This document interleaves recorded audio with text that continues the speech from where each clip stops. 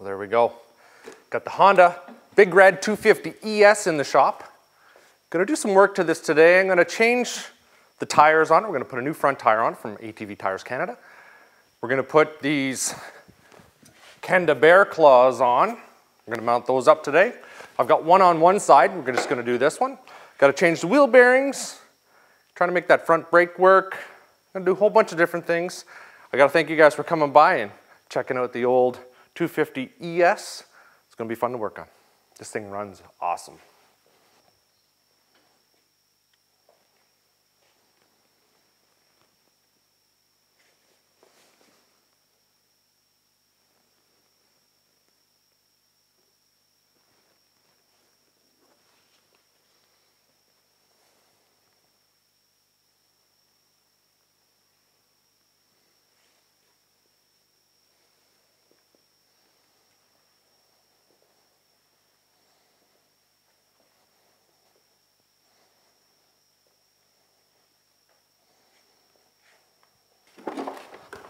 Also got these old fenders here off a 200, kind of broken up. I'm gonna make these work. They're not gonna be perfect, but you know what? They're gonna protect my legs a little bit and keep the stuff from flying up around me, the mud and all that. But right now, we're gonna take this front wheel off and change that tire.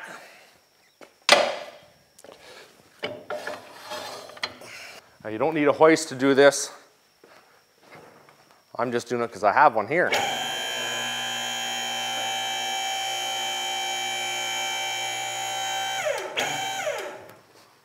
Make things nice and easy.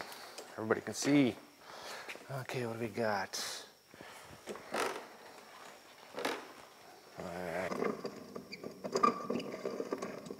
That doesn't sound too good.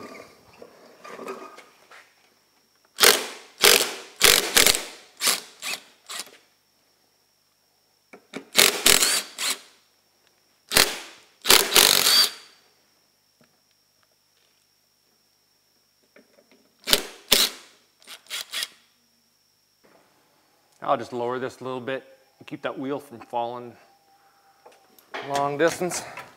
There you go.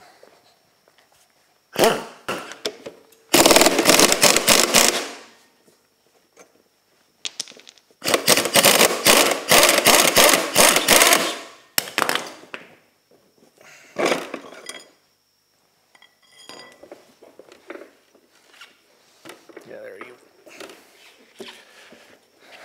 It's a good thing I got to this while I did. When these bearings are really worn out like that, they get hot, they start to get that axle really hot, and eventually they fail and break on you. You don't want that to happen. So I'm going to take the brake hub and hub assembly off this rim here. We're going to have to change out this, and we're good to go. Replace those bearings. It's pretty easy.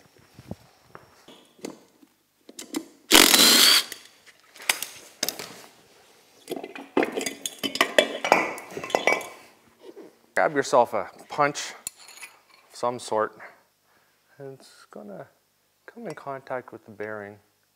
I think you can see that in there. Sort of falls down. There's a sleeve in there. You're just gonna punch that, and it's gonna start to work its way out. You know, to do this the best way, you're gonna want to move it from side to side a little bit.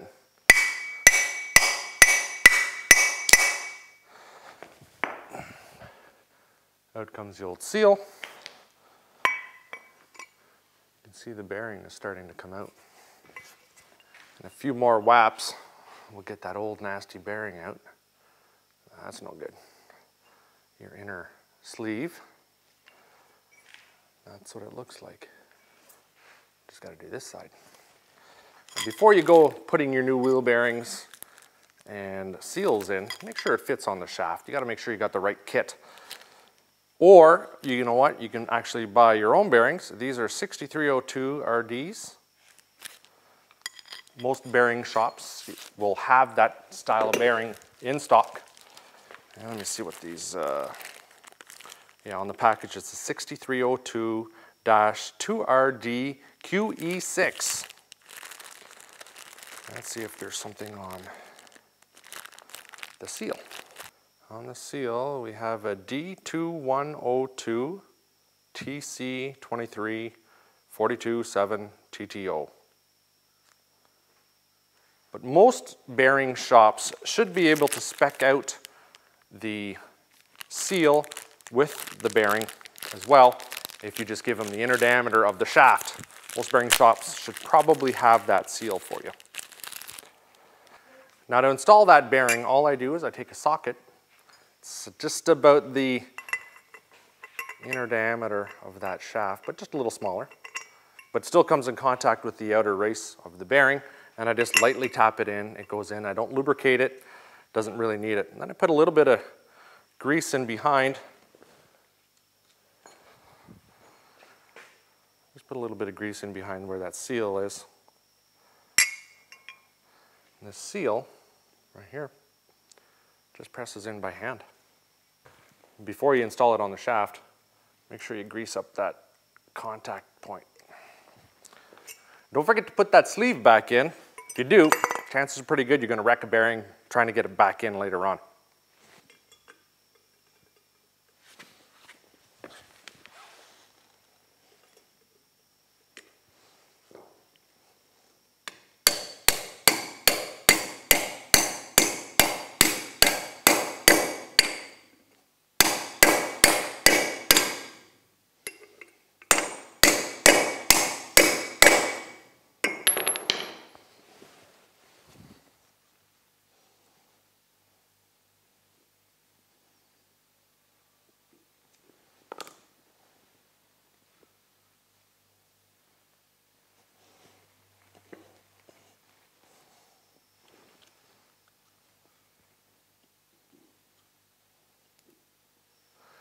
There's a tiny little seal surface right here that goes inside the seal. I'm going to put a little bit of grease around there, just a tiny little bit, but you can't put too much on because you don't want it splashing up around the inside of your brakes.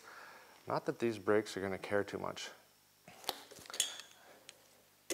Actually, replacing the tires on these old beasts kind of makes them ride like new. Reinvigorates them, renews their life, if you will. And I can't believe how cheap they are compared to vehicle tires or even ATV or UTV tires. These things are super cheap. So I'm replacing them.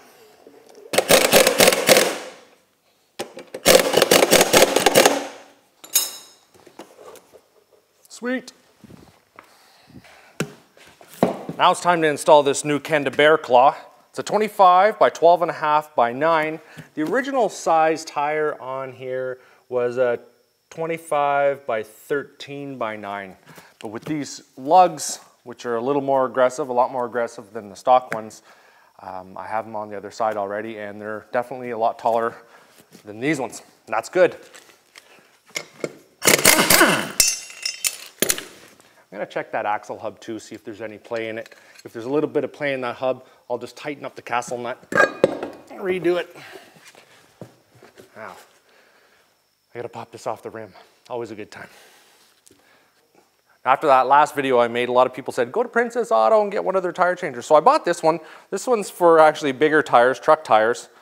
I wanted something a little more heavy duty. I saw their ATV tire changer, and I don't know, it looked a little weak to me. So I got this one.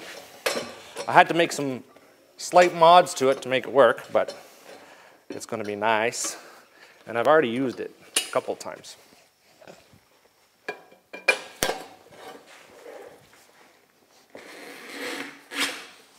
If it slides back, you just work your way up again.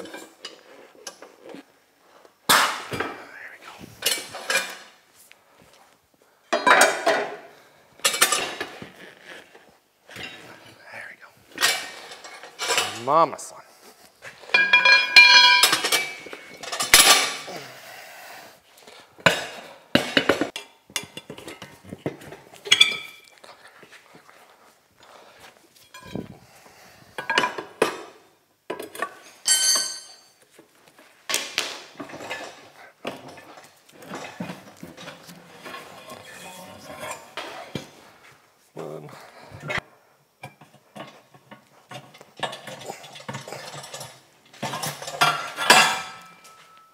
Now I've got that tire off, I'm just going to go around the outside of the rim, clean all that rust off.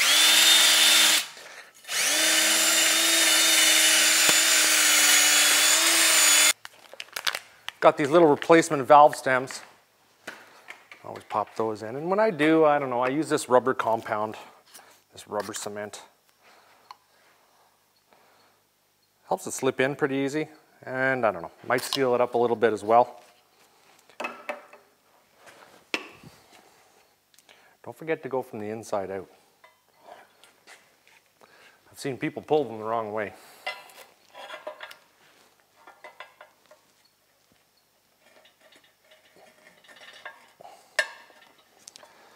I did buy one of those fancy tools to pull it through, but I can't find it. Don't know where it is. No idea. Got to make sure you put these tires on the right way because they are directional tread. I want this going forward, right? This is on the left-hand side of the bike, so this is the way I want them. I want that valve stem out. I got this awesome stuff here.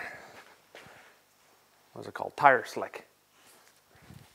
You can do the same with soap and water, more or less, you know. You don't really need to use this, but it is very slippery stuff, and it really helps these tires go on. There we go. Easy. That's a lot nicer now. If this doesn't work, I'll use the old starter fluid method. I don't like necessarily doing that.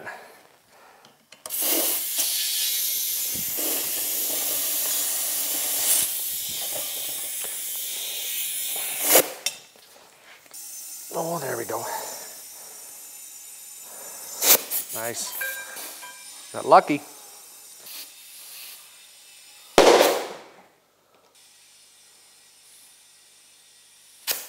Good God, man. Yeah. There we go. Hate that. So if you're running into problems with your Big Red, you're not getting a spark, you might be digging through everything trying to figure out what it is, but I'd be checking your neutral safety switch. A lot of the time, it's that green-red wire. It just goes over to the switch on the far side. They're usually toast.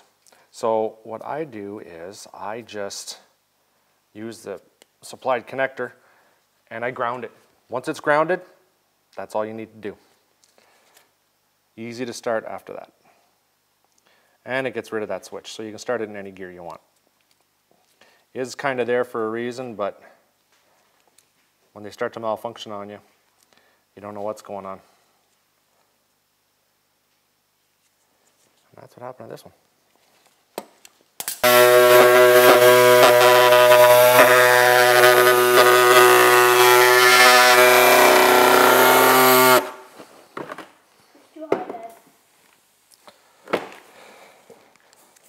Lower it out. We put this fender on. Come here and check this out. My son helped me with this. Did a great job. This is off a 200E. Kind of beat up, missing some parts. We just cut it and tie wrapped it on. It's going to keep the mud off my buddy there for the weekend, and that's kind of what I wanted to do. It was a little too short. I could have moved it up this way. I'll do that for the other side. So I heated it up right here and melted it and pulled it out. Worked actually pretty well. So I'm gonna put that new tire on and go for a ride as soon as I get that other side done. It's gonna be great.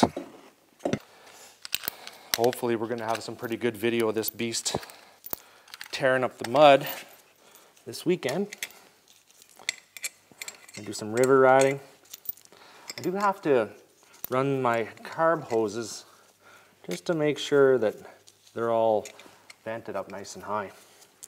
When you have it go through that deep water, water goes in the carb vents and your bike shuts off. Doesn't work too well.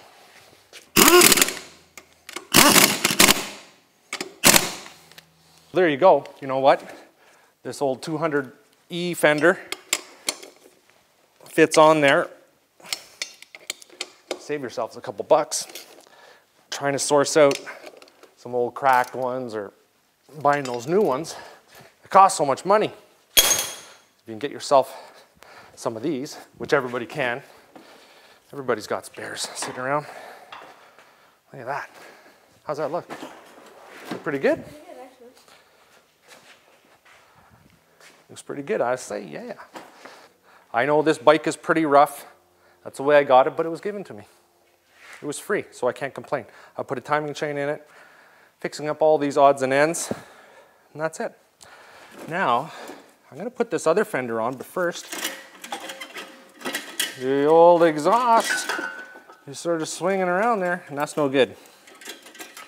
So we're gonna have to make this work a little bit better. Look at this. A little lopsided. I think when the guy loaded it up on the hay trailer a few years ago, crushed part of the frame on it. I hammered it out as much as I could, but it is what it is. Check out those new tires, and look at those old big red fenders on there. Looks like they're gonna do the trick.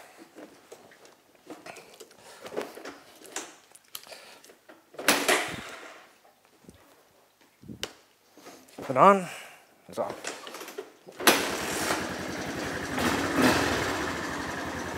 Oh, gotta love that.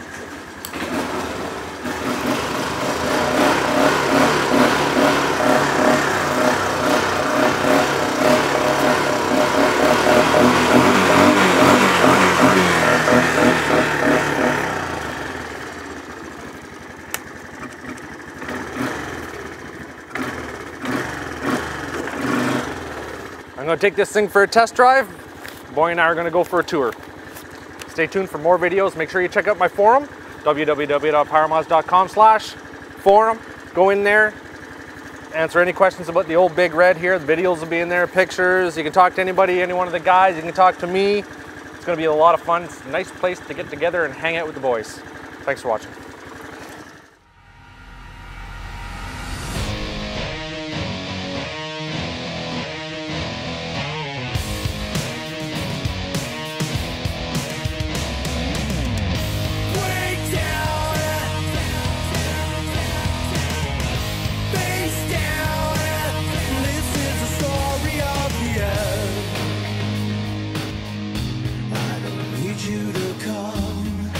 Make it impossible.